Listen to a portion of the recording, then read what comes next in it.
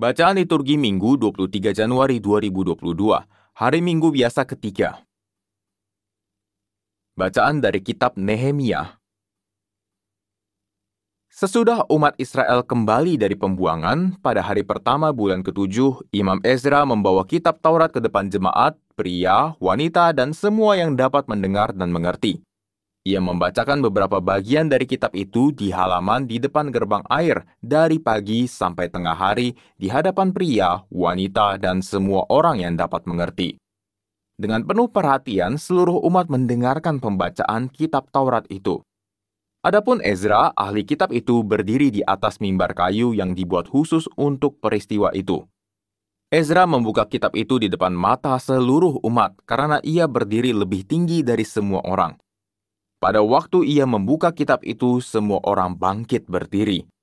Lalu Ezra memuji Tuhan Allah yang Maha Agung dan semua orang menyahut, "Amin, amin," sambil mengangkat tangan. Kemudian mereka berlutut dan sujud menyembah kepada Tuhan dengan muka sampai ke tanah. Bagian-bagian kitab Taurat Allah dibacakan dengan jelas, dengan diberi keterangan-keterangan sehingga pembacaan dimengerti.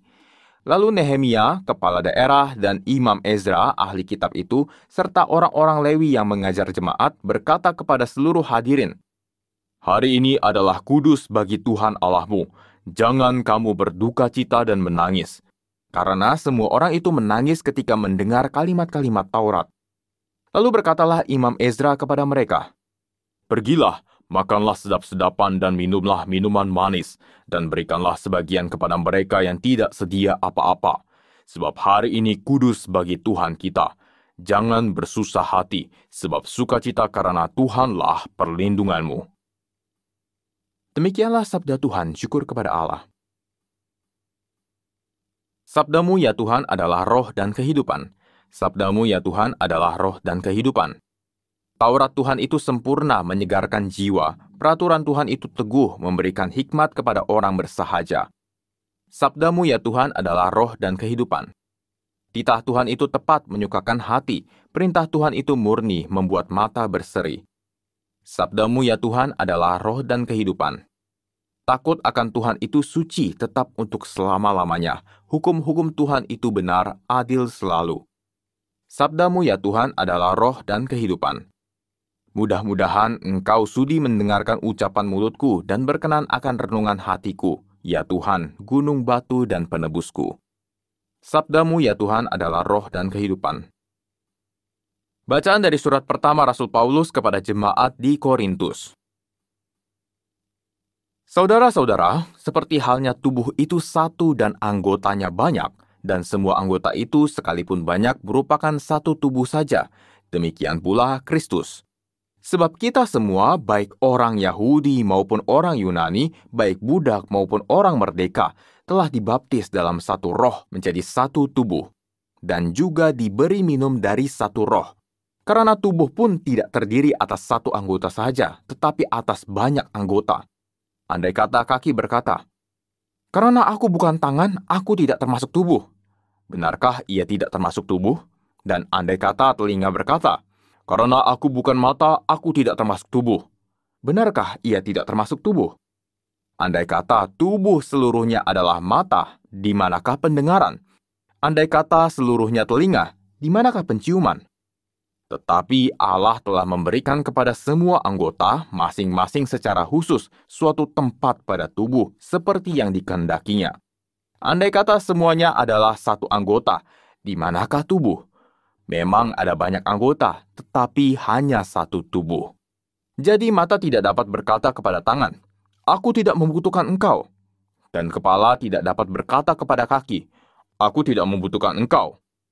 Justru anggota-anggota tubuh yang nampaknya paling lemah malah paling dibutuhkan. Kepada anggota-anggota tubuh yang menurut pandangan kita kurang terhormat, kita berikan penghormatan khusus. Dan terhadap anggota-anggota kita yang tidak elok, kita berikan perhatian khusus. Hal ini tidak dibutuhkan oleh anggota-anggota kita yang elok.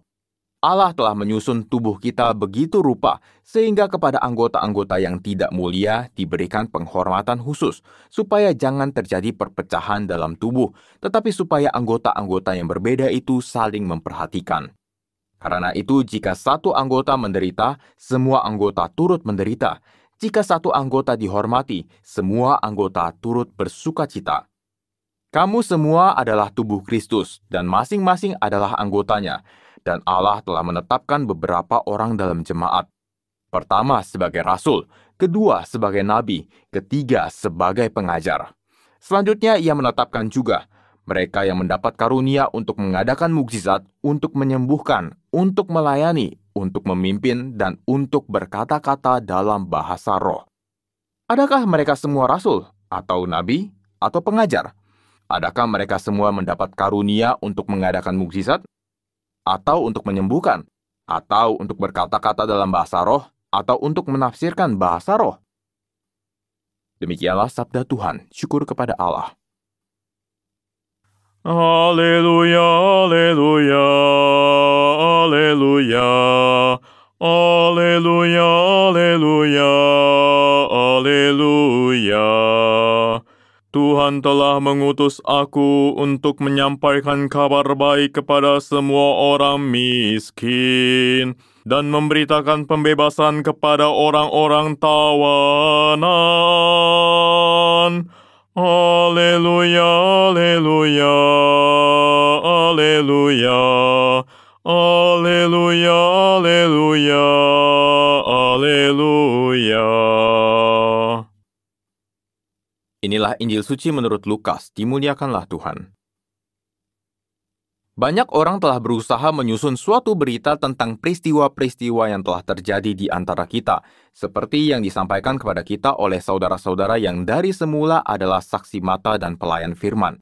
Karena itu, setelah menyelidiki segala peristiwa itu dengan seksama dari awal mulanya, aku mengambil keputusan untuk membukukannya dengan teratur bagimu. Dengan demikian, engkau dapat mengetahui bahwa segala sesuatu yang diajarkan kepadamu sungguh benar. Sesudah dicobai iblis di padang gurun, dalam kuasa roh kembalilah Yesus ke Galilea, dan tersiarlah kabar tentang dia di seluruh daerah itu. Selama di situ, ia mengajar di rumah-rumah ibadat, dan semua orang memuji dia. Lalu Yesus datang ke Nazaret, tempat ia dibesarkan. Dan menurut kebiasaannya, pada hari Sabat ia masuk ke rumah ibadat, lalu berdiri hendak membaca dari Alkitab. Kepadanya diberikan kitab Nabi Yesaya, dan setelah membukanya, ia menemukan nas di mana ada tertulis, "Roh Tuhan ada padaku, oleh sebab ia telah mengurapi aku untuk menyampaikan kabar baik kepada orang-orang miskin, dan ia telah mengutus aku untuk memberitakan pembebasan kepada orang-orang tawanan dan penglihatan bagi orang-orang buta, untuk membebaskan orang-orang yang tertindas, untuk memberitakan bahwa tahun rahmat Tuhan telah datang." Kemudian Yesus menutup kitab itu, mengembalikannya kepada pejabat, lalu duduk, dan mata semua orang dalam rumah ibadat itu tertuju kepadanya. Lalu Yesus memulai mengajar mereka, katanya, "Pada hari ini genaplah nas tadi sewaktu kamu mendengarnya." Demikianlah sabda Tuhan, terpujilah Kristus.